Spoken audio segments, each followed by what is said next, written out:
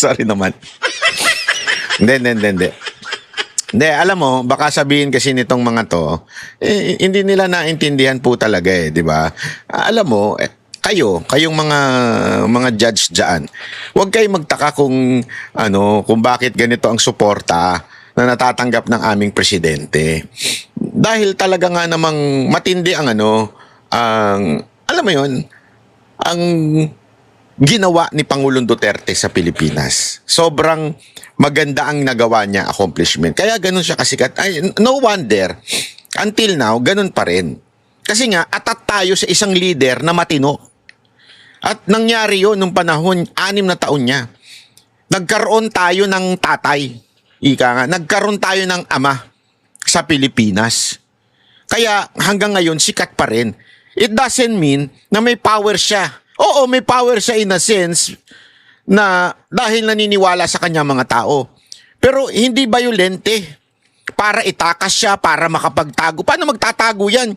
Naka-crane na nga siya, hindi na nga makalakad na maayos, nakakalimot na, walang planong tumakas yan. Pero syempre, ang nakakapagtaka dito, naniwala siya sa propaganda ng mga media. Ano ba ang propaganda ng media? Kasi nabulag ng mga media to Kasi mga media ngayon, pag nagbalita, grabe. Hanggang ngayon, many were killed in Duterte's war. Many EJK. Gago. Sa totoo lang pasensya na po kayong mga media may kasalanan din Mga hindot talaga kayo Binabali ninyo, ang dami ninyo sinasabing namatay. Hindi nyo naman nakikita, wala nga kayo mapangalanan. Di ba? Bakit? Ayaw nyo kasi kay Pangulong Duterte dahil pinagbayad yung mga amo nyo. Hey, ICC, you listen to me. The owner of this mainstream media in the Philippines are the oligarchs. There are the bad businessman in the Philippines. And because of that, our President Rodrigo Roa Duterte penalize them by paying their taxes the rightful way. That's why they are mad with Rodrigo Roa Duterte because they pay taxes. Before, they can manipulate the tax and pay less. But when Rodrigo Roa Duterte became the president, he said to these oligarchs who owns this mainstream media, Hoy! Ano hoy? Pinoy ako! Hindi pala. He said, pay your taxes or I will close down your business. Ganon. So they pay their taxes. That's why they're mad. They're forming many fake news. You listen to me carefully. You're not listening to me. Why do you think?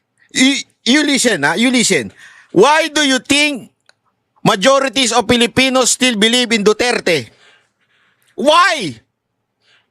If Duterte is really bad, if Duterte is really evil, why until now, amidst all the propaganda of the mainstream media, all the propaganda of Marcos, all of the propaganda of these paid bloggers, has no effect to the Dutertes? Because Duterte is really the true hero of this country. He fought against these oligarchs. He fought against these criminals. And he really served without corruption in our country. Now you're telling us he is a dangerous man? You're fool! Gago! I hope this video will go to you. Will, sometimes, Kasi absent ng kabataan, anak ng wewe, Huwag kasi absent ng absent. Kaya kayo mga kabataan, huwag kayong nude-nude ng mga kabadingan lang na pinanunood ninyo dyan, Mag-aral kayo para hindi kayo matulad sa English ko, O ito, panoorin nga natin yung komento ni, sino ba to? Si Panelo, ito nga isa sa mga idol natin. Pasok! In detention, the ICC Appeals Chamber unanimously denied his request for interim release.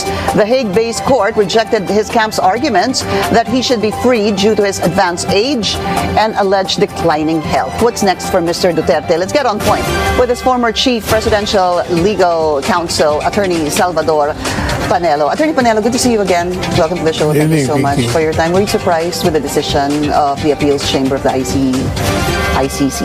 No, I'm No. just saying this is a foregone conclusion.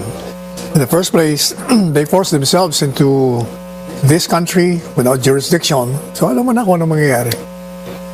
Plus the cooperation of this government, talagang tuloy-tuloy. But did you look into the points raised by the defense and of course also the prosecution regarding the interim release? Maybe it's good that let's look into them one by one. So accordingly, yung sabi po ng prosecution, wag ibigay yung interim release. One, because his detention remained necessary. Kailangan siyang manatili doon. Number two, that the conditions proposed for release not sufficient to mitigate risks. Yun po yung second point nung prosecutor. And the third was also rejected that he should be released on humanitarian grounds. So those were their points. Number one, why is it necessary according to them? Why is it necessary? Ano ba sabi nila? Bakit necessary? May reason ba sila? Not necessary?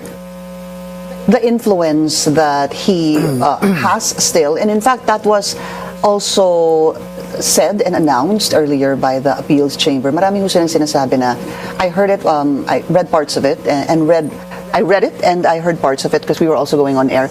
Ang sabi po nila, Attorney Sal, is that often they said that him being a former president, still having authority and having won as mayor. Yun, narinig ko yun maybe twice or three times para kung nakasama pa sa kanya.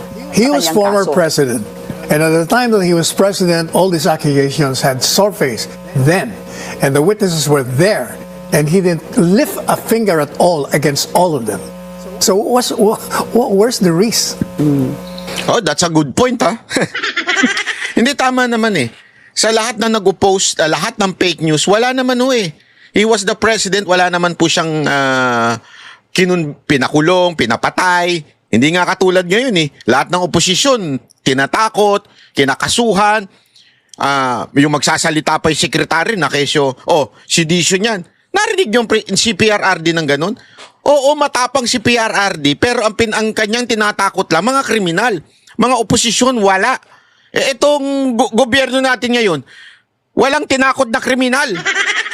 Sinabi pa nga, ang mga nagdadrag siya mga yan kasi kailangan sa trabaho. Ano tinakot nila ngayon? Yung mga nagpaparesign kay Marcos, yun ang tinakot nila. Baligtad eh. Kaya napaka-demonyo ng gobyernong to. Yung mga risks that possibly would have come out would be interference, etc. No? So let's look at... How can he interfere? Di ba? Unang-una, sabi nila, baka may network kasi of influence. What do you say to that? That network of influence? Malabo nga yun. Kasi kung nung actual president siya, hindi niya ginamit yung influence at yung power. Bakit ngayon na wala siya, gagamitin niya? Walang logic.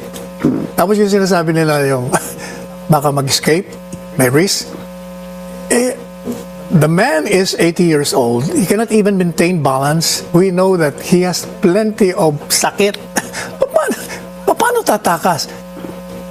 I'm sure kung siyang masusunod, pag na-release siya, ang gusto niya na lang sa ospital diretso. Ilang gusto niya. If we were to, I mean, you're obviously very vocal, no, about this justification on the former president, but that's not what obviously the appeals chamber saw. Hindi ho ba? Kaya ni-reject yung kanyang interim release eh. They will always be seeing the negative side on this issue precisely because at the very inception, ang tawag doon sa basketball, forcing through eh. Wala ka na nga jurisdiction, kaya mo pinilit pumunta rito eh. Talagang target mo si Duterte, walang iba. At nag-participate pa itong gobyerno natin, talagang tuloy-tuloy na yan. Kahit ano sabihin mo, ever since sinasabi ko, wala na yan. So from the very beginning, alam nyo na the interim release was a no-go? Kasi nga, yung jurisdiction lang, may problema ka lang sa jurisdiction. Yeah, but that was already decided upon. Ang problema, kasi I was my unsolicited advice to the defense lawyers. Kasi napansin ko, ang sinasabi ng chamber, di ba, ang niraise nila is yung ginawa mong parang kini-question mo yung jurisdiction. Ang ground mo lang is that we withdrew and nag-umpisa kayo ng investigation 2 years after. Yun lang, nilimit nila doon. And I said, dagdagan nyo pa. Number one, Anong dapat idagdag? dapat ang one jurisdiction mo, number one is yung ground for jurisdiction. The Rome Statute never took effect in this country because of the constitutional requirement of publication. Publishing it That's in the one. official gazette. Oh. May ruling ng Supreme Court noon eh. Yung sa Tavera case. Sinabi na yun, pag hindi mo pinablish yan, walang epekto yan. Number two, ang sabi ko, dapat dinagdag nyo na yung pinagpipilitan na, kasi sabi nila, hindi, you're still under obligation sa amin kasi we started the investigation. Yung they're referring to the preliminary examination. I've been saying It's called preliminary examination. Matagal ko na sinasabi, yung preliminary examination cannot be part of preliminary investigation. You know why? It doesn't discuss the case. What it determined at the time was whether or not the principle of complementarity applies. Because all the states, members of the Rome Statute, hindi sila pwedeng pumasok unless, one, wala silang Kasapi ka. kakayahan. No capability. At kung may capability naman, they're not doing it kasi sila yung mga guilty. That's the only time, yun ang dinidetermine nila. In fact, I remember the Solicitor General at the time, nilalabanan nila, excuse me, we have a robust, di ba sila robust legal system. We have, Pinky, we have prosecuted thousands, we jailed thousands. Ano pa bang prueba na may capacity tayo? Number two, may sinipa tayong presidente, in-exile natin. Number three, 2 presidente pinakulong natin. Ang libo-libo nakakulong. Paano mo sasabihin wala tayong kakayahan? Doon lang, only on that basis alone, wala na jurisdiction. Kaya dapat ka ako, sinama niya yun. Bakit hindi sinama? As you were suggesting. Hindi ko na alam yun. Ang problema kasi sa kanila, Sino ba sila, sir? yung mga defense lawyers ng mga dayon, ayaw nila kasi magpapasok ng Filipino lawyer eh. They were relying principally on the former president. Sila na nga nagsasabi may cognitive decline. So kung ano mga tatanong nila, baka nakalimutan na nung mama. Is it also possible that the arguments that you raised to them may seem weak? Ay, anong week? Napakalakas nga. To them, I said, may seem Aba, hindi weak. po pwede. You have to follow. Kasi yung domestic law prevails over international law. Yan ang pinaka-importante ron. You cannot interfere in the jurisdiction of a country unless that country... Alam mo, may point din ito talaga si Panelo, no? Medyo sana nga magkaroon ng advisor itong si Kaufman na alam ang konteksto sa Pilipinas. Kasi actually maraming ako nababasa na medyo nagagalit o naiinis kay Kaufman. Parang ganon. Although, again, I think bago kahit sino pang abogadong ilagay mo dyan, ay mukhang masasabi nating luto na yung kaso. Kasi una-una nakipagkuntsabahan eh. Nakipagkuntsabahan ang ICC at etong si Marcos. Kung gusto niyo malaman ng buong istorya niyan, may live si si Sas Roganda. Sorry, hindi ko nakalimutan ko na. Basta, si Sas, meron siyang live dyan. At sinasabi nga niya, may letter na sinulat ang ating gobyerno sa ICC. May confidential letter. Tapos, tsaka daw doon in-issue yung warrant. So, para bagang may ni-request, parang gano'n na sinasabi ni Sas. Parang merong confidential na ni-request. Ibig sabihin, nagkuntsabahan yung dalawa. So, mukhang luto na ho itong pangyayari na ito na maaring kahit palitan pa si Kaufman, baka wala ring epekto. Although maganda yung suggestion ni Panelo na sana kumuha ng advisor na sa local. Especially ako, suggestion ko it's either Panelo o si Roque, di ba? Kasi mas naiintindihan ng konteksto ng Pilipinas at mas naiintindihan siguro yung kalalagayan, yung naging parte kasi ng administrasyon ni Pangulong Duterte. Allows you. And this is a particular case where they allow. Pero may kondisyon. Papasok kayo sa amin kasi wala kaming kakayahan. Or may kakayahan man kami, mga siraulo yung mga nandun, kaya hindi ipoprosecute. That's the only time Kasi, if we will agree with their theory, ay wala nang country na maaaring lumabas sa kanilang jurisdiction. Kasi palagi nilang sinasabi, from the time a case is filed, we have jurisdiction. Isus Mariose. Eh di wala na pala. Absolute na pala. Kasi kahit anong sabi mong wala kayong jurisdiction on this ground, hindi na pwede kasi, nag-file. We determine, preliminary, hindi na kayo po pwede.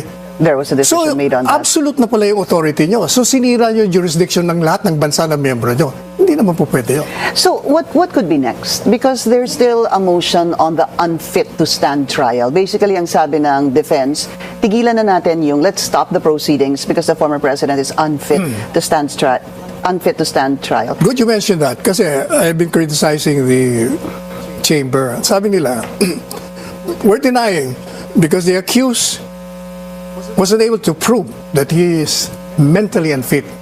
Sabi ko, excuse me, bakit ang accused magpo-prove? He is a controlled environment. Nakakulong eh. He has no access to medical equipment, medical expertise. Kayo yun eh. ICC kaya dapat from the very Why do you say beginning. he has no access to medical How can he doctors? How can he has that? They're big Nakakulong on, malaki po sila on the Hindi. medical condition of the respondents that they are keeping detained there. Ang sinasabi nila, meron naman kaming doktor, di ba? Yeah, we have a meron round-the-clock kaming nurse. Si Presidente Duterte, bago nila inaresto, ilan ba ang nurses niya? 3. 24 hours, palit-palit. Shifting of 8 May hours doktor pa. each. Ay doon, meron kang nurse sa nurse station. Hindi mo binabantayan yung pasyente mo. Napakadelikado ng sitwasyon niya. Kaya sabi ko, kayo dapat ang mag-prove na mentally fit yan. But isn't that the reason why they got 3 independent medical doctors to look into the former Tinanggal president? nila yung isa. Dalawa na po yung tinanggal nila. But They that took out came- one, pinalitan, and then yung pinalitan. Yes, but that came later after they've been criticized severely yung kanilang ginawa na bakit yung accused ang pinapaprove mo na unfit siya? Kayo dapat yung from the very start, nung dinitay nyo pa lang yan, dapat in-examine nyo na yan. But they did examine him, right? Pero kung totoo yun, bakit nagpapa-examine na naman silang panibago? Sige nga. Because of the motion of Attorney Kaufman Exactly. that he is unfit to stand Exactly. trial. That came from the defense. That did not Teka come muna. from the prosecution. Exactly. Kung in-examine mo na yan, kahit ka pa mag-file ng motion, kung ako ang judge, excuse me, in-examine na namin yan. He's mentally fit. The fact alone na you allowed yourself to grant such motion, you're admitting na hindi mo in-examine nun. Well, Yan of kaya course, you may have to grant problema. the motion because it was a motion or an application coming from the defense. Alam nga naman, hindi mo pansinin yun. Di Oo ba? nga, pero At saka one more thing, Attorney Sal, no? The former president was there in March, hindi ho ba? So, chinek siya, he seemed okay. Obviously, that's why he remained there. From March till November, or from the time that the unfit to stand trial was filed by the defense, I believe that was sometime September 10. Maybe the first week of September, kasi dapat yung confirmation of charges na September 23. They filed that motion, unfit to stand trial. My question is, from the time of March till September, that possibly, I'm assuming, was the time that Attorney Kaufman, the defense team, and said that throughout this time, here is the former president now unfit to stand trial. There was a decline. Kasi nga, dapat from the time na na-aresto yan, in-examine mo na thoroughly yan, considering na marami siyang nararamdaman. Pero hindi naman nila ginawa yan. Ordinaryong examination, yung blood pressure, okay I ba? don't think so, sir. How do you know Hindi. that? Kung totoo yung sinasabi nila, bakit mo nga pina-examine uli? Okay, we're not Because you can gonna- always deny the motion, Pinky, on the ground now. Excuse me, you have already examined that thoroughly. This is the report. Yeah, but they at some point when they decide on this, Attorney Panelo, they can deny that motion of unfit to stand trial. But let's first take a breather. We're gonna take a very short break. We'll be right back. Some of the points you were raising, I also asked her to be able to respond to that. She did not respond to network and associates. She did not sir. respond to that. Yung sinasabi na nga, why Barato. should you be... yung sinasabing network, presidente na nga siya, ano ba, in power, with all the influence, with all the resources, wala siyang ginawa. Bakit naman may gagawin pa siya ngayon? Tandaan mo, he could have not come to the Philippines. Yun. Marami nang advice sa kanya, You mga mean from abogado Hong niya. Kong? He could have come back Di to ba? the Philippines from Pero Hong sabi Kong. niya, no, harapin ko sila. Doon lang, makikita mo na. Attorney Panelo, how do you think, what is your forecast regarding this still motion on unfit to stand trial before the pretrial chamber? Tutuloy nila yan. What do you mean by that? Do they Well, reject- they will proceed with the trial. Unless we are what is the unless? we're overrun by events. Okay. Hindi po. Legally, doon po tayo doon sa legally. Meron pa ho kasi kayong naging Palagi naman legal eh. urgent, meron pong unconstitutional means. Yung urgent motion that you Yes, filed on behalf of the daughter, yes. Katie Duterte, To resolve the petition for a writ of habeas corpus yung writ of petition. habeas. Yes. So, why do you think, I mean, there's two possible. I mean, one, they would probably say that it's not within our jurisdiction anymore. Hindi po pwedeng walang jurisdiction. Wala kasi na siya sa amin. Hindi po pwede yun kasi nag-cite na kami ng mga reasons. Number one, yung pinaka-recent, yung kay Tebes. Hindi ba Tebes denied extradition? Ba't natin ay balik dito? Mantalang talo tayo doon. Number two, yung sa Trump case, may dineport pero irregular yung kanilang deportation. Sabi ng Supreme Court, mali kayo. Facilitate the release. Balik nyo. Number three, yung Lukban case, yung 124 or 120 prostitute, tinapon sa Davao, nag-file ng petition for writ. Ang sabi ng gobyerno, wala na kayong jurisdiction, wala na yung tao. Excuse me, sabi ng court, kahit na wala ang tao rito, yung mali nyo, sinusundan kayo kung saan kayo.